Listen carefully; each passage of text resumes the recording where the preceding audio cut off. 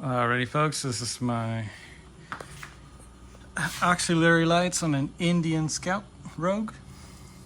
As you can see, this is the Kewig k12. As you can see, this is where I mount them. This is the other one right here. I'll show you how I did everything here, all the wiring and stuff. So, alright, let's start here. Sorry, right now I do have the tank here lifted. I originally took the tank out, but for the purpose of this video, I did put the tank back in, so I forgot to make this to make it. But as you can see, I'm just holding the tank with this piece of tape here. Alright. Anyway, let's go back in here. Alright, so negative to negative, positive to positive. Pretty simple, straightforward. Now, on the Scout, you do have a brown and pink wire. That wire is the one that you're going to use for this yellow cable. It's gonna be your accessory wire. There's no fuse for the accessories, so don't look at the fuses. Just find this brown and pink wire, and then just hook it up and just call it a day. All right. Now the lights do come with a module. The little block module, as you can see right here what I'm pointing at. What I did is I kind of unscrewed these two bolts right here from the frame, just enough so I can have enough space, because I couldn't fit it through here on the side. So what I did is I just pulled it up just enough and kind of like forced it in there. Now before you do that, unhook your ground terminal right here. Not your negative. Your negative is on the battery back there, but there's not going to be an extra ground terminal right here. What you want to do is take out that wire first. So unscrew it, take out that wire first, all the way out. Put the little module in, and then lay that wire on top of it. And as you can see right here, it's running on top of the module. That way you have enough space for it, because otherwise it's going to be a big pain and you won't go anywhere with it. But yeah, so how I did everything, I put everything, I don't know if you can see it, sorry about this, but for the wiring, I thought it would be easier to just go, okay, one wire to the left of the bike, another wire to the right. No, it's gonna be a little bit complicated with that. So what I did is for all the wiring that goes to the switch, for your switch and your lights, just run everything through your left side of the bike. Now, how do you do that? All right, let's here. So, run everything from the bottom. Nothing's gonna be touching the engine, nothing like that. Just run it to the bottom, as you can see right here. Zip tie it to the frame, just as so. Zip tie it to the frame. You can see nothing's really touching here. So zip tie to it. So you only need like just two zip ties here. Then the rest you're going to use the wiring harness. So attach everything to the wiring harness, all three cables, the one for both lights and your control switch, your on and off switch. So hook everything to the wiring harness, follow it all the way through.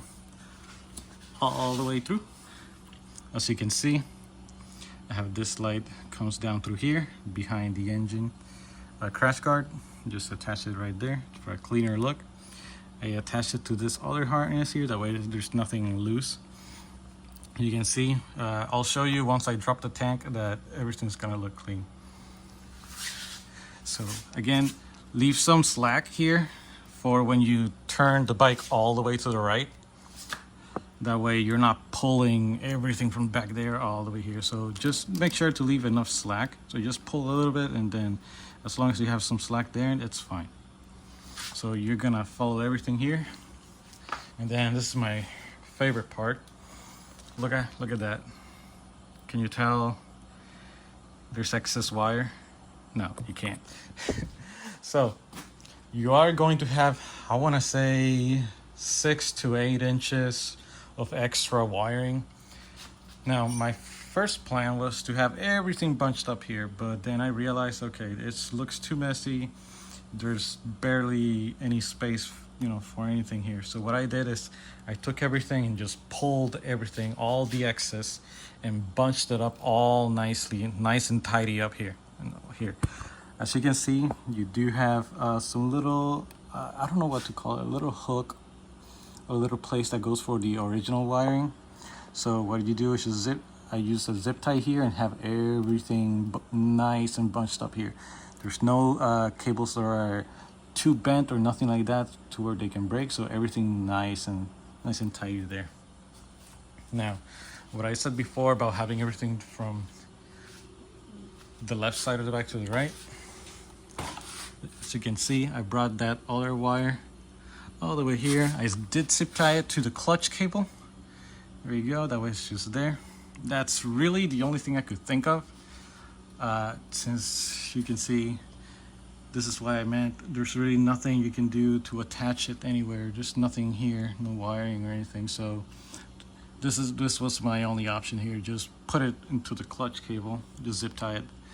You can see, if I can find something that's cleaner than zip ties, then I'll use that. But this is all I have right now, so it's all good. It does its job. You can see zip ties, zip ties, zip ties. That's how it is.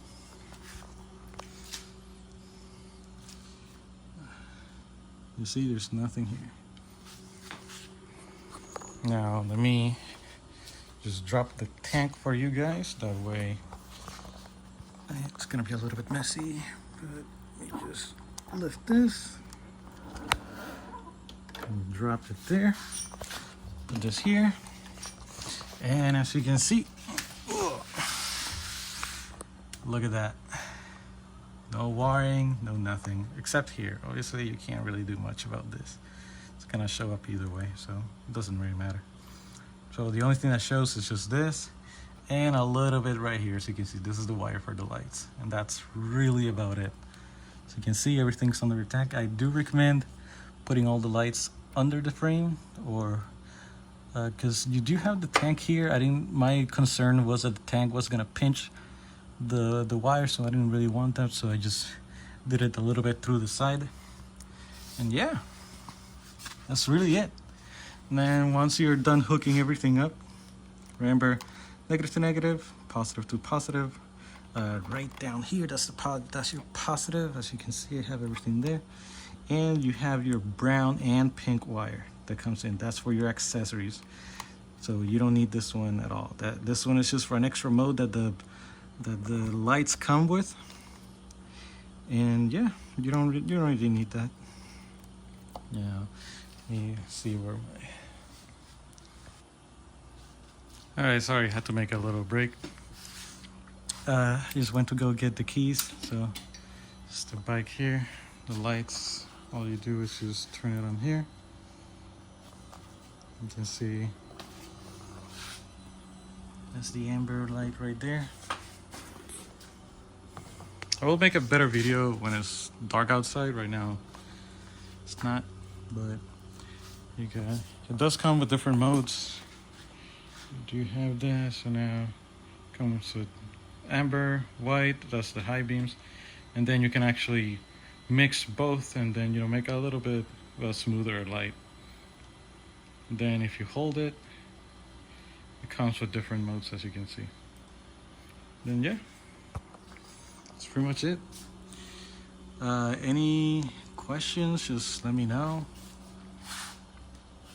I have these lights on my previous bike, and they're great. They actually are pretty bright.